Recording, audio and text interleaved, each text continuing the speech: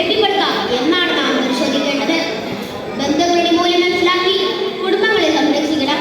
മാതാപിതാക്കളോടും സഹോദരങ്ങളോടും ജീവിത പങ്കാളികളോടും മക്കളോടും സ്നേഹവും വിശ്വാസവും കരുതലും പങ്കുവെച്ചാൽ മാത്രമേ നമ്മുടെ ഒരൊറ്റ ജീവിതവും തകരാതെ മുന്നോട്ട് പോവുകയുള്ളൂ.